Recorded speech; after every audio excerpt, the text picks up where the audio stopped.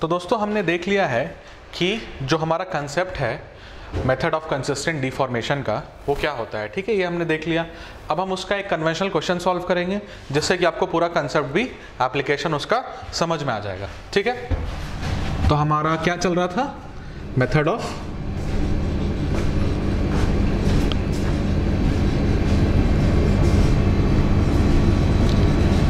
Consistent deformation.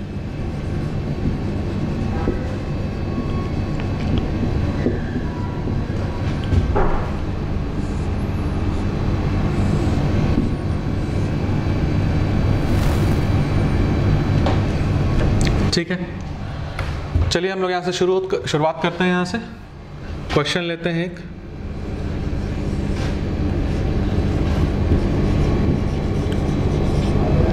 Analyse the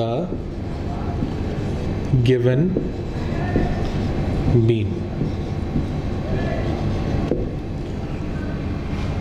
ठीक है, ये हमारा स्ट्रक्चर है बीम का।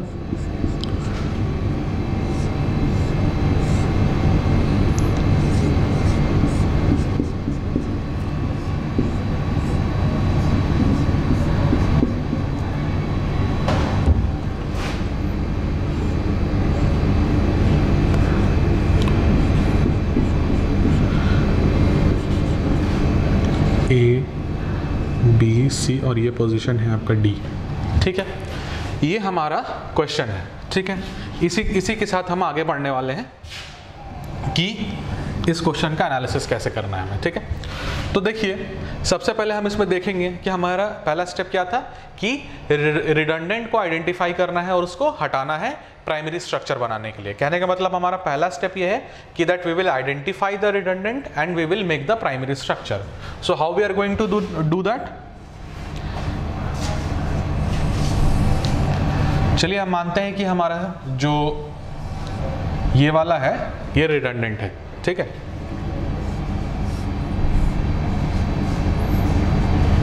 और हाँ, सब कोई कैलकुलेटर अपने हाथ में रखेंगे, बिल्कुल मेरे साथ साथ सॉल्व करेंगे। मेरे साथ साथ जिन जिन लोगों के पास कैलकुलेटर नहीं हो, कैलकुलेटर बिल्कुल लेके आए इस लेक्चर के लिए। ठीक है, कैलकुलेटर नहीं रहेगा तो आप साथ में फॉलो नहीं कर पाएंगे, तो भूल जाएंगे। ठीक है, तो कैलकुलेटर साथ में रखेंगे और मेरे साथ साथ सॉल्व करेंगे। ठीक है, तो ये आपका ऐसा है कुछ।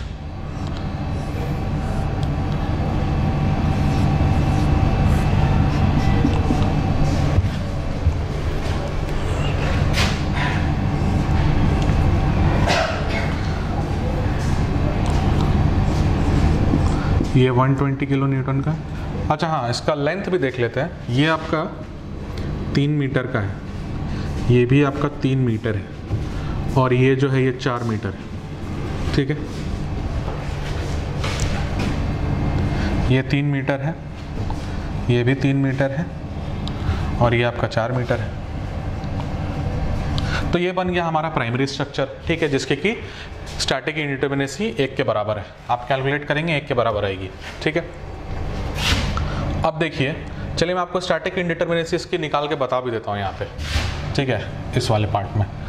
ठीक है, तो कैसे निकालते थे हम लोग बीम की static indeterminacy. Existing support reaction कितने आएंगे, यहाँ पे आएगा 1, यहाँ पे आएगा 1। ठीक है, तो हमारे मतलब इस तरफ से बनाएंगे हम, इसको छुपा देंगे। 2 सपोर्ट रिएक्शन आ रहे हैं हमारे माइनस। अब इसको रिजिड बनाने के लिए हमें क्या करना पड़ेगा, फिक्स्ड बनाने के लिए क्या करना पड़ेगा।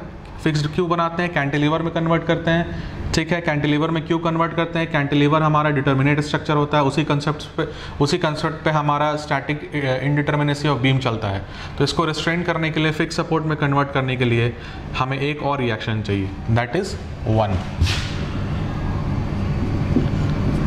तो आपकी स्टैटिक इंडिटरमिनेसी 1 आ गई। ठीक है, और ये हमारा आ गया प्राइमरी स्ट्रक्चर। प्राइमरी स्ट्रक्चर को 1 डिग्री स्ट्रक्चर भी बोला जाता है। Primary structure is also known as 1 degree structure.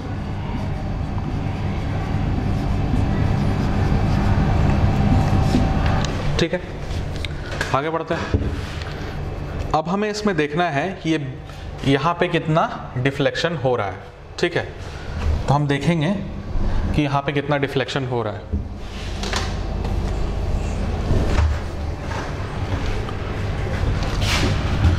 तो ये बीम कैसे डिफ्लेक्ट करेगा,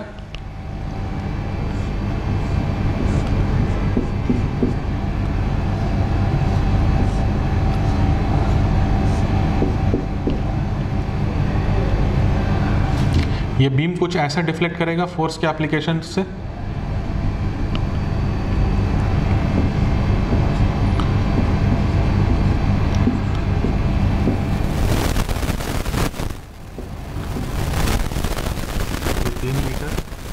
ये 4 मीटर। ठीक है, कुछ इस तरीके से डिफ्लेक्ट कर रहा होगा हमारा बीम। क्लियर है? ठीक है, यहाँ पे एक थीटा आ जाएगा, यहाँ पे एक थीटा आ जाएगा, ये थीटा सेम है हमारा। ठीक है, ये जगह नहीं है इसलिए मैंने ये थीटा यहाँ पे लिख दिया। ठीक है, तो ये थीटा आ जाएगा, तो ये भी थीटा हो जाएगा, और ये जो हमारा डेल्टा होगा वो कितना होगा, ये जो हमारा डेल्टा हो जाएगा वो हो जाएगा आपका 4 इंटू थीटा। ठीक है, अब यहाँ पे हमें करना क्या है, अब बेसिकली हमें यहाँ पे निकालना है थीटा की वैल्यू। ठीक है, तो थीटा की वैल्यू क्या होती है यहाँ पे, तो जब आप स्लोप और डिफ्लेक्शन का चैप्टर पढ़ेंगे तो आपको फॉर्मूले भी पता चलेंगे। अभी के लिए आप जान लीजिए कि ऐसा जब सिनेरियो बनता है कि, ठीक है, जब ऐसा सिनेरियो बनता है, सिंपली सपोर्टेड बीम रहता है, उस केस में अगर आपका बीच में एक पॉइंट लोड आता है तो उस केस में जो आपका थीटा बनता है वो बनता है PL² अपॉन 16 EI। EI जो होता है वो फ्लक्चरल रिजिडिटी होता है। आप देखिएगा कि हमारा जो EI का जो वैल्यू है वो आपका फाइनल में जाके कैंसिल हो जाएगा, इसलिए हमें यहाँ EI की वैल्यू की ज़रूरत नहीं है। ठीक है, जहाँ ज़रूरत होती है वहाँ कंसिडर करते हैं। ठीक है, ये थीटा है और हमारा फोर्स है 120। L² जो होता है आपका 6 का स्क्वायर आ जाएगा यहाँ पे, अपॉन 16 EI हो जाएगा। ठीक है, तो डेल्टा क्या हो जाएगा, डेल्टा आपका हो जाएगा 4 into 120 into 6 square upon 16 EI। कोई दिक्कत यहाँ तक? कोई दिक्कत नहीं है। इसको सॉल्व कर लेंगे हम लोग कैलकुलेटर से। इसको सॉल्व करेंगे तो ये आएगा 20 इंटू 6 स्क्वायर अपॉन 16 इंटू 4, ये आ रहा है आपका 1080 अपॉन EI। ठीक है, आप भी कैलकुलेट करके देखेंगे आ रहा है कि नहीं आ रहा है। ठीक है, कुछ गलती होगी तो कमेंट सेक्शन में बताएंगे मुझे। ऐसे मैं एक बार चेक कर लेता हूँ, कोई गलती तो नहीं होनी चाहिए इसमें। ठीक है, कोई दिक्कत नहीं, आगे बढ़ते हैं। तो ये हमारा आ गया डेल्टा। ठीक है, अब हमारा अगला पर्पस क्या है, अब हमारा अगला पर्पस है कि अब मेरे पास जगह की थोड़ी कमी हो रही है, तो मैं क्या करूँगा कि मैं इस तरफ इरेज करता हूँ।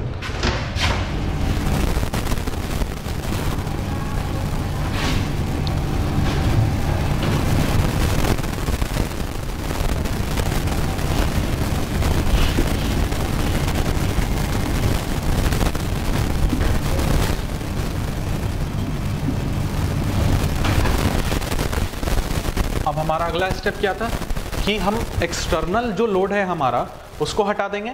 एक्सटर्नल लोड को हटा देंगे, एक्सटर्नल लोड को हटा के उसके बाद जो यहाँ पे डिफॉर्मेशन आती है वो कैलकुलेट करना है हमें। ये हमारा अगला पर्पस है। फिर से बनाएंगे हम यहाँ पे स्ट्रक्चर को।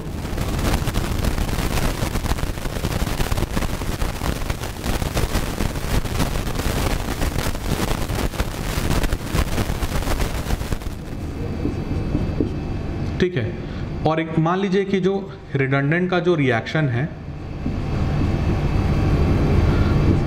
ए बी सी, जो रिडंडेंट का जो रिएक्शन है उसको आर सी मान लिया हमने, ठीक है। और ये डायरेक्शन भी हमने खुद से अज्यूम कर लिया, हो सकता है ये डायरेक्शन हो सकता है ये डायरेक्शन नहीं हो, ठीक है। वो आपको फाइनली जब कैलकुलेट होगा तो आपको पता चल जाएगा कि ये डायरेक्शन फाइनली क्या आता है, ठीक है। तो जैसे ही हमने यहाँ पे आर सी लगाया, ये तो 6 मीटर है, 3 + 3, और ये 4 मीटर है।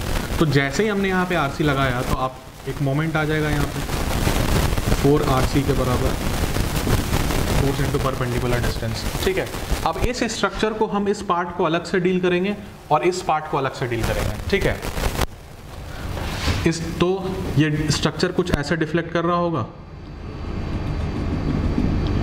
कुछ ऐसा डिफ्लेक्ट करेगा, Δ1 आएगा, एक Δ2 आएगा। Δ1 क्यों आएगा? Δ1 आपका आएगा यहाँ पे जो θ1 डेवलप हो रहा है और यहाँ पे जो θ2 डेवलप हो रहा है। ये दोनों अलग अलग थीटा इसलिए हैं क्योंकि ये आपका सिमेट्रिकल लोडिंग का केस नहीं है, ठीक है।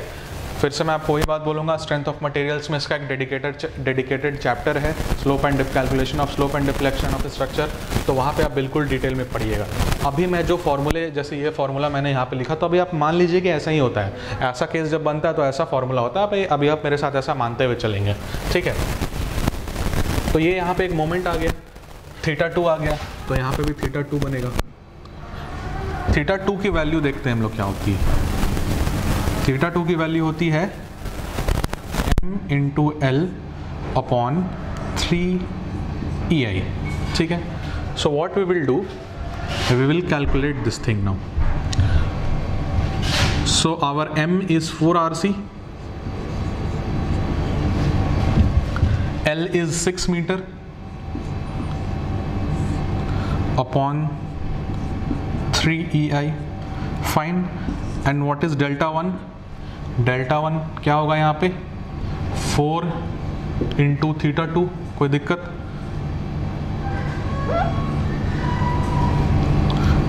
फोर इंटू θ2 है डेल्टा, तो 4 से मल्टीप्लाई करेंगे एक बार और इसको, तो ये आ जाएगा 4 लिख देता हूँ मैं,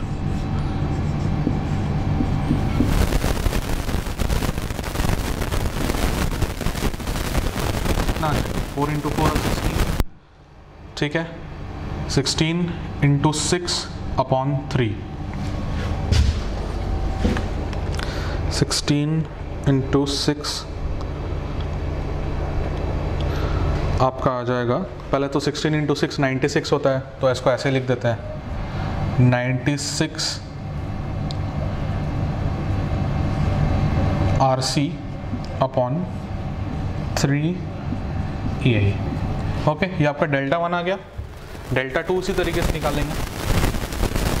Δ2 जो है, Δ2 में देखिए एक नोटिस करने वाली बात क्या है कि अब हमने इसको एक अलग स्ट्रक्चरल मेंबर तरीके से माना। अब जब ये है ना, तो इसको भी एक अलग स्ट्रक्चरल मेंबर्स की तरीके से मानेंगे और इसको एक फिक्स्ड सपोर्ट मान के निकालेंगे यहाँ पे, ठीक है।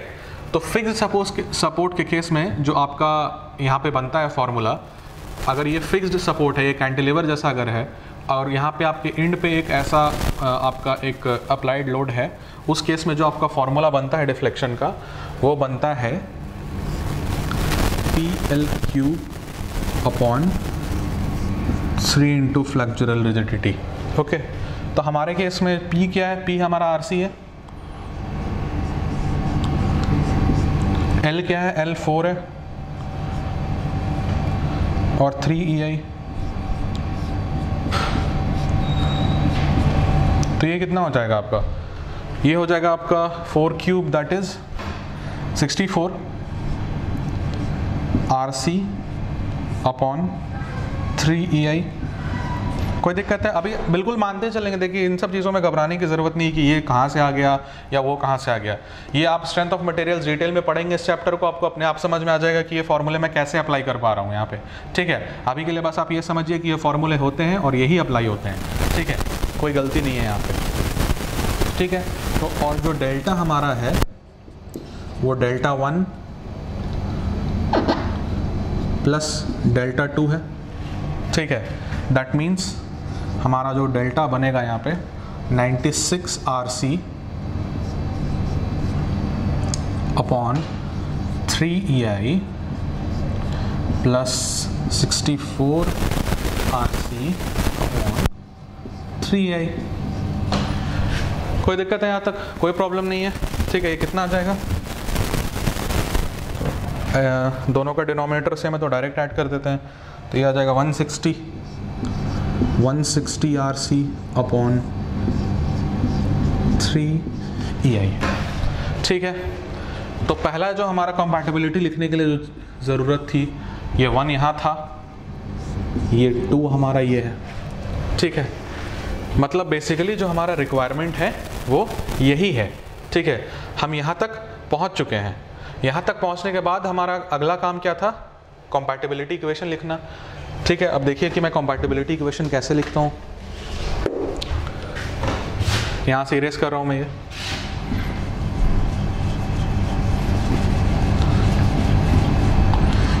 पर इसको मैं यहाँ पे रहने दे रहा हूँ, ठीक है। इस चीज़ को यहाँ पे रहने दे रहा हूँ ताकि आप रिलेट कर पाइएगा। Writing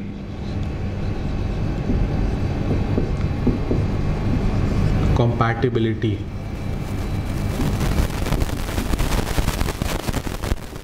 equation। अब देखिए compatibility equation क्या होती है? Delta plus this delta is equal to 0। चलिए लगाते हैं ये चीज़। तो ये डेल्टा हमारा यहाँ से आ जाएगा इक्वेशन 1 से,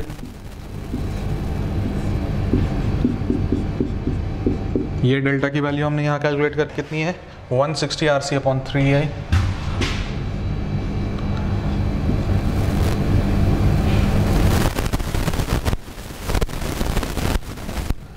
इज इक्वल टू 0, ठीक है। कोई दिक्कत नहीं है, आगे सॉल्व करता हूँ। इसकी जो एलसीएम है वो